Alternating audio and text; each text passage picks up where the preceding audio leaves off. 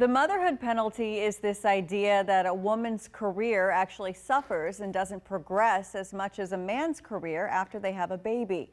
Bankrate analyzed 2024 Census Bureau data and found that full-time working mothers earned 35% less on average than full-time working fathers last year.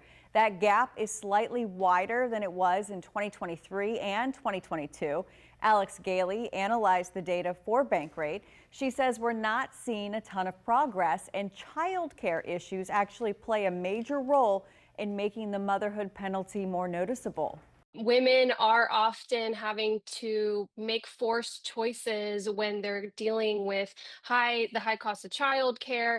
The often, caregiving, because it disproportionately falls on the shoulder of women, they're often the ones that are having to decide whether they should take a step back in their career or take a more flexible job that maybe has lower pay. Gailey says the high cost of childcare can also force women to leave the workforce altogether, which is why she encourages women to advocate for themselves. She says negotiate for better pay and benefits and focus on budgeting and saving for retirement. All the kind of financial basics that are in their control, that's not going to solve the motherhood penalty. So, it's not like if all women decide to start negotiating for higher pay that it's going to solve the problem. But I think it's also important to encourage women to take action in small individual ways in any way they can. She says in her research, she found lower pay and a change in career progression often doesn't happen to men